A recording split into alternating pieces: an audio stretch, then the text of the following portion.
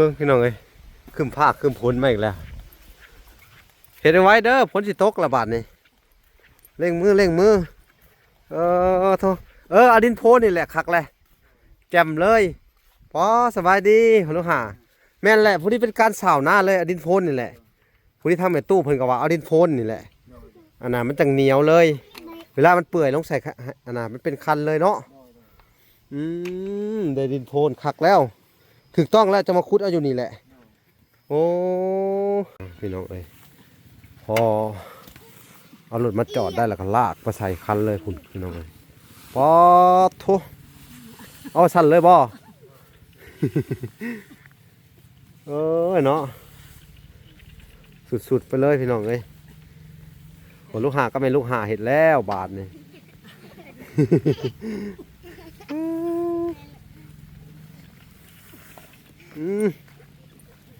ยูเป็นยูพี่น้องเอ้ยเดี๋ยวจะไปเบิ่งก่อนสู้ปาดเลยจน ฮะ ปุ่นอยู่บน อยู่ใส่ รอแค่สุกปุ่นอยู่ โอ้อยู่แคมป์เพื่อนน่ะนะ โดน เอาแบบสีอีกแล้วนี่คักเลยถ้าว่ามันยามันเจือนก็เอาดินมาใส่อีกข้างหน้ามันนี่เอาสอบใส่อีกเลี้ยงคือเก่านี่หรือว่าจะแต่ชุดเจ้าบุไหว้เลยเนาะ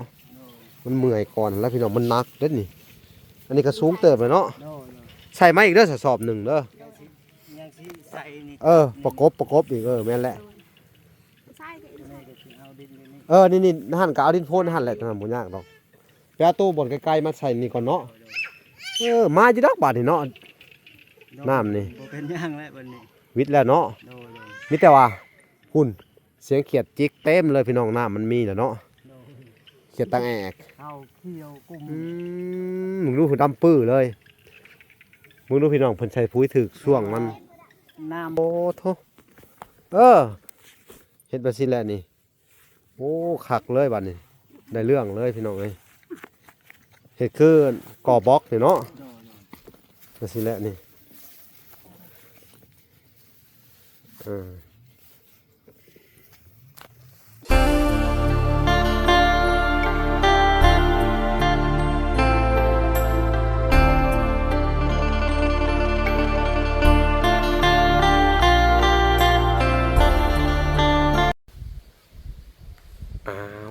เคพี่น้องเอ้ยเนาะ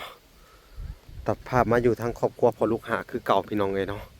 หลังจากที่เพิ่นเฮ็ดทางนั้นเนาะพี่น้องเอ้ยแล้วแหละเนาะเพิ่นก็เอากระสอบเนาะพี่น้องที่เวลาซื้อให้เนาะเมื่อวานนี่พี่น้องเอ้ยเนี่ยไปเอาใส่ดินโพนเนาะพี่น้องดินโพนที่ว่ามันมันเป็นดินต้มพี่น้องเอ้ยแล้วมันก็เฮ็ดให้คันนาแข็งเลยถ้าเอาใส่ไปเนาะพี่น้องเนาะนี่กับผู้ที่ทางแม่ตู้เพิ่นแนะนำมาผู้นี้เลยเนาะแต่ว่าเพิ่นก็เฮ็ดก่อนโอเคเลยพี่น้องเอ้ยเวลาสิไปเบิ่งสิเพิ่นเฮ็ดก่อนบัดนี้เนาะ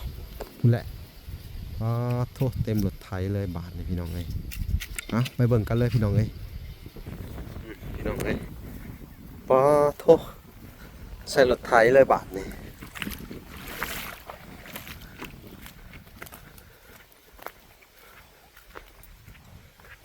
ไปเบิ่งเพิ่นเฮ็ดก่อนนี่พี่น้องเอ้ย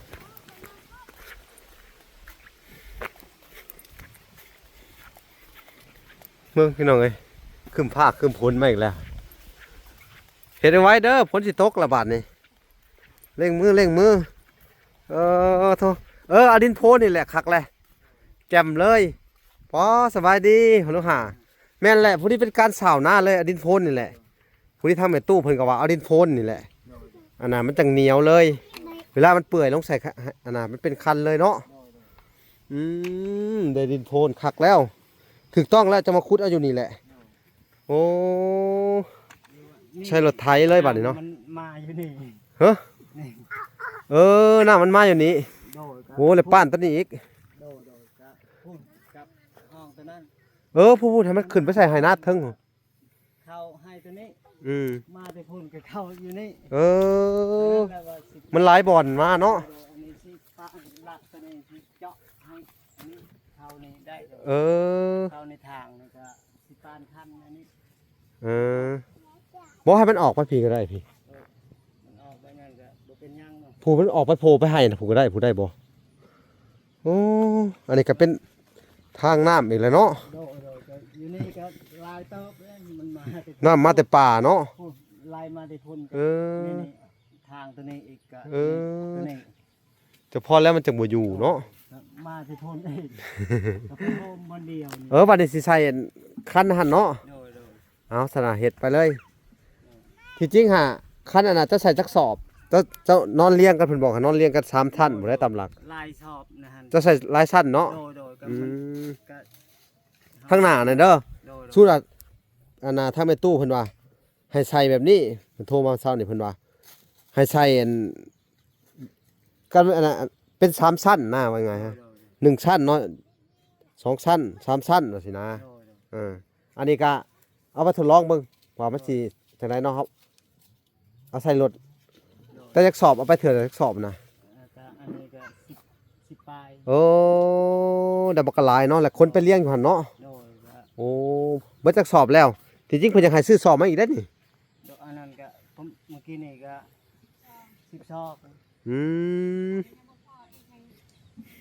บ่พออันนี้ก็สิเสริมบนเก่าหั่นแหละ เอาไปเสริม แบบมันพูด และ จัง ไปอัดคันนั่นเด้อ โดยจังสิ คันที่มันเป็นน้ำ โดย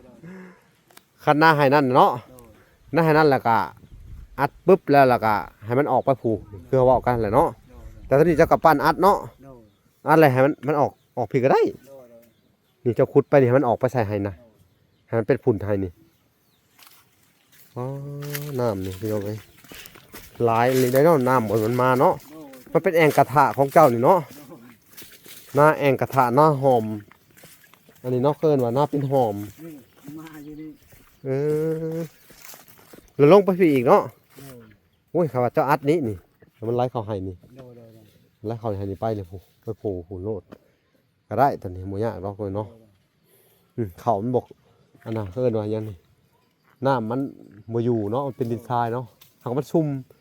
ซุ่ม แต่ละปีก็เป็นแบบนี้เนาะ โดย อืมนี่พี่น้องเอ้ย นี่แหละบนทางน้ำ ทางหน้ามา แล้วก็มาออกพี่ ไล่ให้ตัวนี้ก็คือเก่าไปคาดบนเดียวฮะ เฮ้ยตกแล้วฝนก็ได้ว้าเท่า ปานรัดตัวนี้ก่อนจังสิให้มัน อืม แบบไปแบบ ให้มันล่นเขานี่นี่ โดย ให้มันล่นเขามันนี่ธรรมชาติของมันล่นเนาะ ให้ตัวนี้นะ ให้มันล่นเขามาพี่โลดจะไปขุดฝุ่นลูกโลดข้างหนึ่งกันให้มันล่นมาข้างหนึ่งเนาะ โดย ไปซะไปเฮ็ดฝนกระตกเลยบาดนี้อ๋อพี่น้องเอ้ยมาพร้อมฝนน่ะรีบลาบัดนี้อย่าตกแห้งเด้อพี่น้องเอ้ยพอได้ พอแล้วตัวนั้น พอแล้วแล้วก็เวลากับเล่นมาบ่ได้อีกมื้ออื่นถ้าตกแห้งนี่เล่นข้ามมื้อบ่ได้ปั้นมื้อเช้านี่เนาะ ปานก็ประมาณนี้ตอนลงมือเฮ็ดอันนี้ นี่มันเป็นดินทรายแกมดินตมเนาะ โดย มันก็เปื่อยอยู่ดีดอกนี่เปื่อยอีกแล้วนี่ เพื่อก็บางทีก็ท่านว่าบ่อยู่ก็สิใส่กระสอบ อืม ทีละสอบ หุ่นเนาะพาลูกเต้าเห็ดเต็มที่เลยเนาะสบายดีสบายดีน้องซุย สบายดีอ้าย สบายดี สบายดีอ้ายสบายดีอ้าย โอ้สบายดีสบายดี สบายดีอ้าย เอาดินโพนนี่เด้อมันจังอันน่ะบ่แม่นหยังดอกมันเป็นดินน่ะนะดินต้มเนาะแล้วมันอันน่ะเวลาสอบมันเปื่อยแล้วมันสิแข็งเลยในคันหน้านะอืม เป็นอันเจติอมุกน้อง ก็อย่าใส่อุ้งก็ลูกตะ เอานี่แหละไปนี่หัวโพนตัวนี้แหละ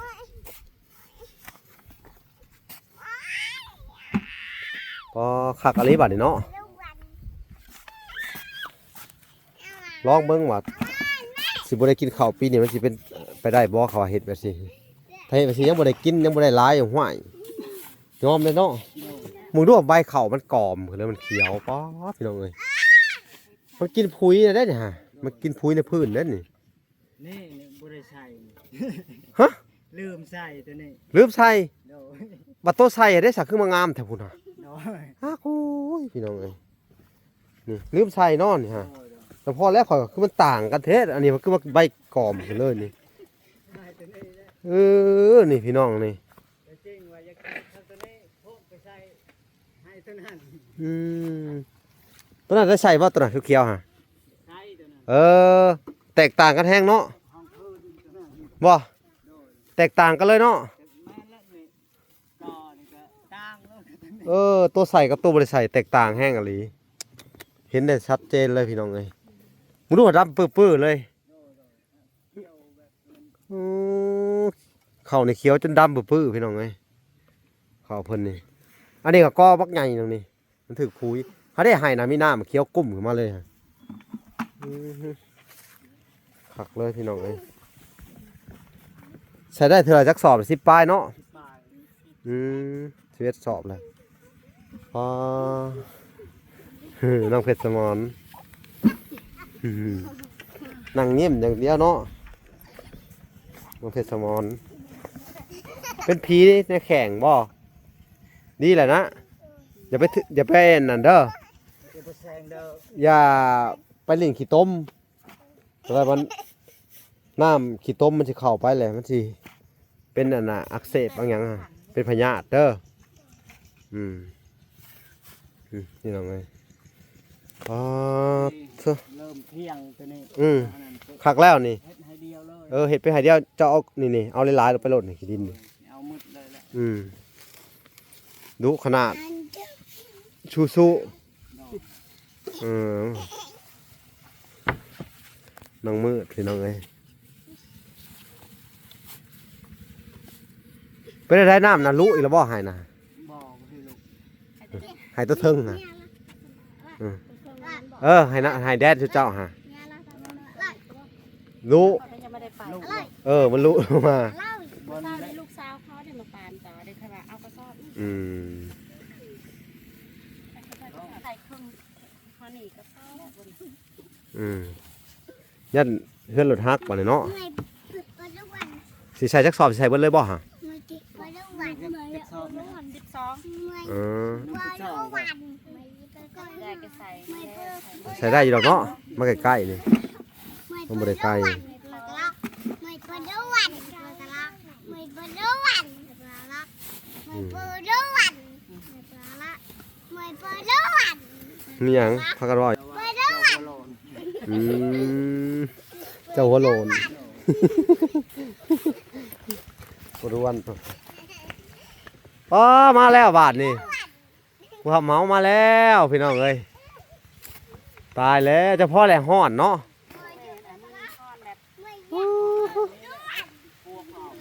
อืม ออกครับไม่ได้ออกตัวใหญ่นะ อืมมาแล้วพี่น้องเอ้ยมาพร้อมผลมื้อนี้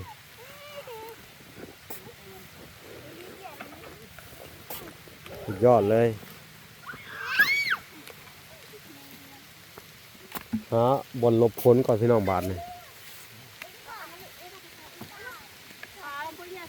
ยันผ้าแตกสิได้แข่งผลเห็ดอนนางานนี่เลยผลลูกหาก็ได้ แล้วก็ลูกๆคนนี่พี่น้องเลยมันสิทันบ่วันนี้ ทันเนาะ ทันอยู่เนาะเอ้ยพี่น้องเลยตกมาอีกเลยน้ำเซสิขึ้นอีกแล้วนี่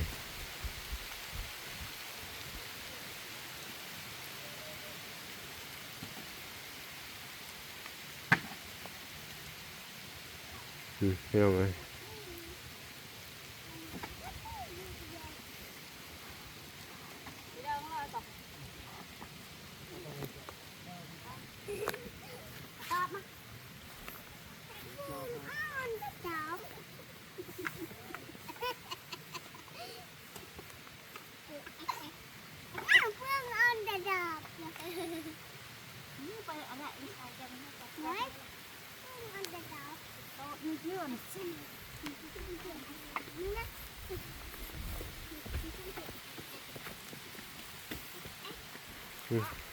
พี่น้องเลย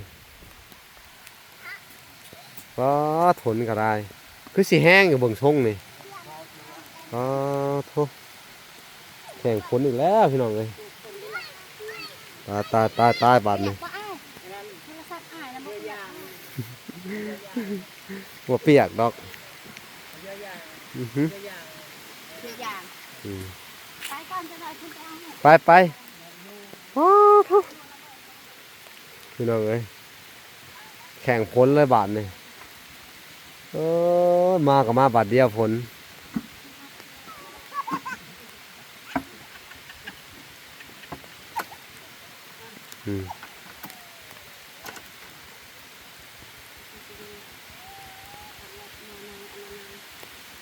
ไปเบิ่งซิเพิ่นเลี้ยงกระสอบปานนี่พี่น้องเอ้ย อ๋อคุณเดี๋ยวนี้เลยต้องรถของบ้านคุณตาแล้วจะได้ไปสั่งเลี้ยงไก่มาบ้านเลี้ยงมา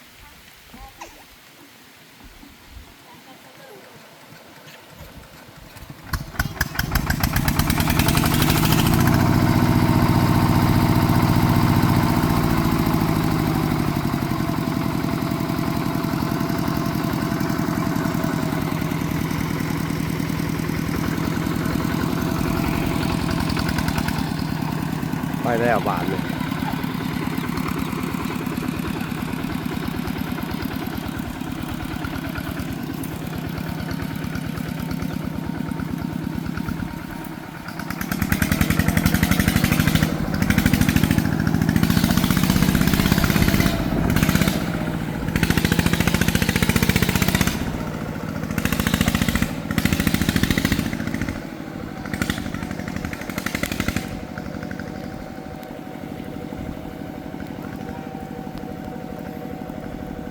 พี่น้องเอ้ย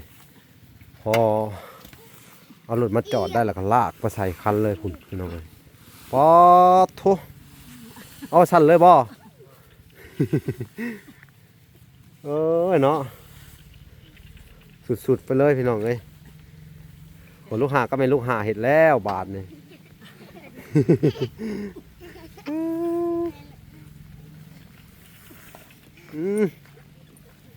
ยูเป็นยูพี่น้องเลยเดี๋ยวจะไปเบิ่งก่อนสู้ เพิ่นนี่ก็ปาดอีกจน เฮ้ย พุ่นอยู่บน อยู่ใส่ รอแค่สุกพุ่นอยู่ โอ้อยู่แคมป์เพื่อนนะ โดย เออเอาว่าสีอีกแล้วนี่คักเลยถ้าว่ามันเดี๋ยวมันเตือนก็เอาดินมาใส่อีกข้างหน้ามันนี่เอาสอบใส่อีกเลี้ยงคือเก่านี่หรือว่าจะแต่ชุดเจ้าบุไหว้เลยเนาะ โดย มันเมื่อยก่อนแล้วพี่น้องมันหนักเด้อนี่อันนี้ก็สูงเติบเลยเนาะ โดย ใส่ไม้อีกเด้อสอบหนึ่งเด้อ ยังสิใส่นี่ ประกบอีกแม่นแหละ ใช่ก็ ตัวนี้ก็สิเอาดินนี่ นี่หั่นก็เอาดินโพนหั่นแหละทำบ่ยากดอกไปเอาตู้บนไกลๆมาใส่นี่ก่อนเนาะมาจิดอกบาดนี่เนาะ น้ำนี่ บ่เป็นหยังแล้วบัดนี้ วิทย์แล้วเนาะ โดย มีแต่ว่าหุ่นเสียงเขียดจิกเต็มเลยพี่น้องน้ำมันมีแล้วเนาะ โดย เขียดตังแอก เอาเขี้ยวกุ้ง มึงดูหุ่นดำปื้อเลยมึงดูพี่น้องเพิ่นใช้ปุ๋ยถึกช่วงมัน น้ำบ่เฮ็ดอีหลีแล้วก็ซ้ำข้าวลุงหั่นแหละ บ่อันนี้ก็งามอยู่นี่ขอแต่ว่ามันปุ๋ยจะบ่ได้ไปได้นี่ฮะ แม่นแล้ว ปุ๋ยจะอยู่พื้นได้นี่ โดย จะเฮ็ดถึกนี่มึงดูกอพี่น้องเอ้ยนี่อ๋อแตกต่างกับตัวนั้นเนาะ โดย อ๋อตัวหน้าบ่ได้มีกกบ่มีกอพี่น้องเอ้ยนี่อันนี้ใบกอมเลยพี่น้องเอ้ยนี่เพียงหัวเข่าแหละนี่เบิ่งยืนแทกเบิ่งครับพี่น้องโอ้เพียงกกขาเลยนะเดี๋ยวใบนี่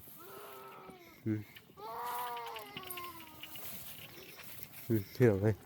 โอ้น้ำล้นเลยเด้อคันนี่เด้อสิขาดแล้วนี่เนาะ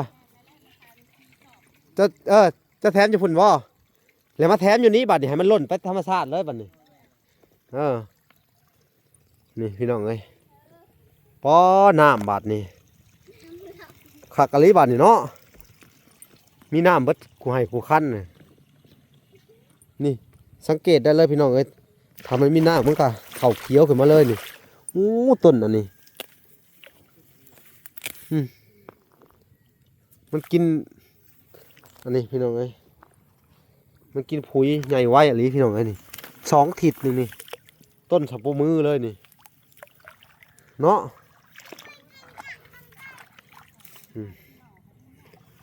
ขักเนาะน้ำบักกะลาย1 บาทนี่ลูกพี่น้องกกเขาเพิ่นงามบาทนี่บ่นี่หน้าติดกันบ่ได้งามปานใดเด้อพี่น้องเอ้ยหน้าสิเพิ่นนี่งามเลยนี่เพิ่นใส่ปุ๋ยถึกสิพากันลกหญ้าบ่วันนี้ ลกออกกกอันนี้นี่นี่เออ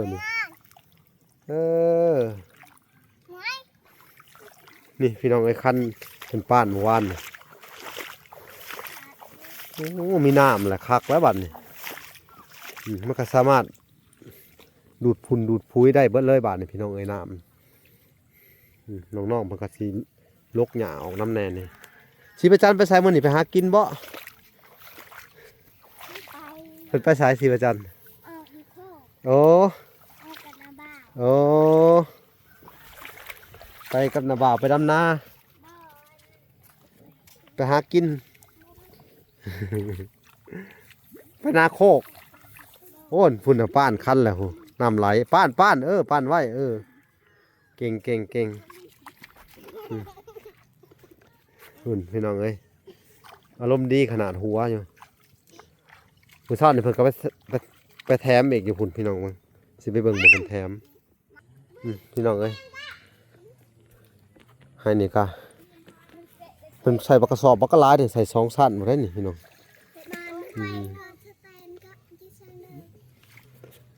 มันหยุดแล้วบัดนี้เนาะหยุดแล้วบัดนี้น้ำเต็มอ่ำเลยพี่น้องเอ้ยอ๋อเริ่มมีน้ำแล้วให้นี่ก็เริ่มมีแล้วเนาะเริ่มมีน้ำแล้วบาดนี่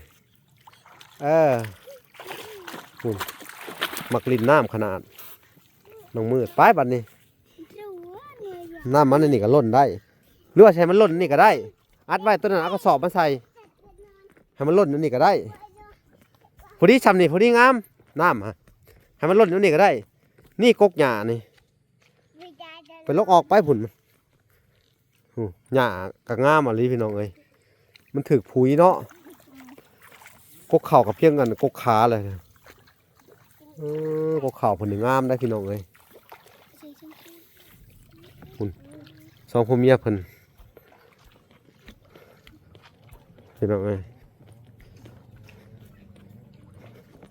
นี่เพิ่นสิใส่ไปแต่พุ่นเนาะคงสิให้น้ำทั้งเนื้อนะพี่น้องจากหน้าชาวบ้านออกมาพังนี่พี่น้องเอ้ยไปนี่อันนี้ก็น่าจะออกได้อยู่แล้วบัดนี่พี่น้องเอ้ยเพิ่นป้านมาสิแล้วก็ใส่เพิ่นเอากระสอบมาใส่อีกนี่พี่น้องใส่ไปอีกสั้นหนึ่งนี่ก็โอเคได้นี่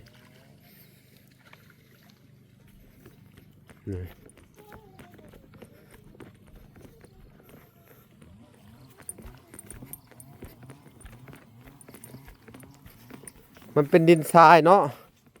ฝนตกมันละเปื่อยเละมันละโป๊โถเฮ็ดแบบนี้แหละนี่โอ้คักเลยบัดนี้ได้เรื่องเลยพี่น้องเอ้ยเฮ็ดคือก่อบล็อกนี่เนาะแบบนี้แหละนี่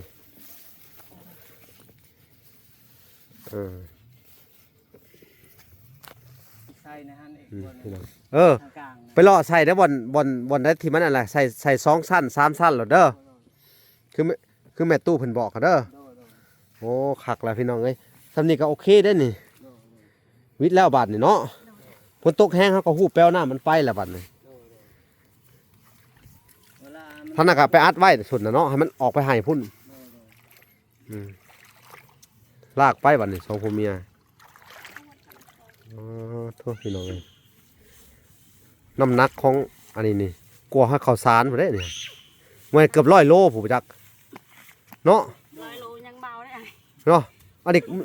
กลัวบ่หรือว่าใดนี่มันหนักกว่า100 โลกลัว100 โลพุ่นน่ะอ๋อโธ่พี่น้องเอ้ยออกแห้งอันนี้อันนี้ไปสะปลาคืนนี้วังบ่อนนั่นบ่แม่นหอยน้ำจะทราบผู้เดียวจ้ะฮะโดยปอลืมหอดผ้าโดยตกลงนะในมือยกอะซะตูดไปในท่อนั้นไก่หันนาบ่าวตัวนั้นก็ยกเดียวจะไปซะปลาไหนได้ปลาดุกใส่เป็ดไปใส่อยู่ใส่หัวลูกหาใช่นี่โอ้เขามีปลาดุกใส่เลยมีปลาใหญ่บ่อยู่หันมีเนาะมีสำคัญนี่ก็กว้างสิปลากดไหนปลานั้นปลากดคังโดยปลานั้นสั่งก็ปลาเคิงนั่นแหละปลาเคิงปลาคังนั่นแหละปลากดคนตกป้อมาแหละพุ่นเวลาน้ำมาบ่เป็นยังดอกแข่งน้ำกันนี่แหละบ่ยานอานะมันเปียกอะไรนะพี่น้อง อ๋อผลมาอีกแล้วพี่น้องผมหามันตกว่าสิไม่ตกเป็นช่วงเนาะ โดด นั่นพี่น้องเอ้ยผลนี่ก็ได้เท่าอุ้ยตายกาชิแล้วบาดนี่ผลหมู่ญาติแล้วพี่น้องเพิ่งกับป้านได้เบิดทุกขั้นเลยโอ้ภาคกับห้องอันตรายตัวเด็กกลางแดนนี่พี่น้องเอ้ยตายแล้วบาดนี่เอาสู่เด้อเปลี่ยนผ้าลงนั่นนี่ โดด เศร้าก่อนบ่ ค่อยนี่แหละสิเศร้าก่อน มันคนตกใจไป เออ บ่อยากคึกมันได้แล้ว อื เดี๋ยวนี้ ม มันคึกไผ่ผ่าเนี่ย เออ ขึ้นน้ำแล้วต้นโตฮะขึ้นน้ อืมมาแห้งอะไรได้ผูกพี่น้องเอ้ยเป็นโงนมาเลยผลกันไรอ๋อบาดนี่รีบใส่เลยไปทดลองน้ำโลดถ้าฝนตกมาแห้งมาเลยมิเตอืมเอาพี่น้องเอ้ยบาดนี่เวลากะยันผ้าห้องอันตรายอยู่รู้เจ้ากับผ้าเข่าเด้อ โดย พี่น้องเอ้ยสิแล้วแหละถ้าเห็ดตัวนี้แล้วก็โอเคแหละเนาะเหลือแต่น้อยหนึ่งนะหั่นเนาะมิแต่ไปเผาขั้นน่ะโลดเจ้าฮะน่ะไปแถมขั้นน่ะใส่ถ้ามีกระสอบก็ไปเลี้ยงใส่บนได้มันต่ำฮะ ำแล้วก็ อืม ได้ต้องเอาไปในบน อืม ไล่ที่ไหนมูด เออบ นเก่านี่ยังเขาบนเก่า เออ อันนี้ป่ะ โดด ขุดเอากระสอบเอา อืม อันน่ะขุดปากมันก็กว้างกว่าเด้อตัวน่ะฮะขุดปากมันกว้างตัวน่ะขุดปากมันกว้างตัวน่ะขุดปากมันกว้างลงมันจังไหลทันกันอืม ใส่นี่ก็ ตัวน่ะฮะอย่าปล่อยให้มันกว้างขนาดนั้นได้เอากระสอบไปถมโหลดเด้อ โดดทม ให้มันล่นปากออกขู่ก็ได้ มัน พอมันบ่มีน้ำลงมาล่ะก็บ่เป็นหยังดอกให้มันล่นเองมันเนาะ โดด เอาบาดนี่พี่น้องเอ้ยบ่ละกะสิได้จบคลิปก่อนพี่น้องเอ้ยเนาะก็สิได้อันน่ะติดตามเพิ่นเบิ่งอีกพี่น้องเอ้ยคลิปหน้าเนาะคลิปนี้ก็สิได้ขอตัวก่อนพี่น้องเอ้ยผ้ามันห้องอยู่ถ้านั่นก็ตกแห้งอะไรพี่น้องเอ้ยแต่ว่าละกะสิรอเบิ่งพ้นอีกจักหน่อยเผาอยากกลับเมื่อพี่น้องเอ้ยยันน้ำท่วมหนทางอีกเอาโอเคพี่น้องฝากไปติดตามเนาะคลิปตอนต่อไปพี่น้องเอ้ยว่าละก็ยังสิอยู่ในเฮือนในซ่านของเพิ่นคือเก่าเนาะพี่น้องเอ้ยโอเคเนาะไปพบพอกันใหม่คลิปหน้าพี่น้องเอ้ยคลิปนี้ขอกล่าวคำว่าสวัสดีและสวัสดี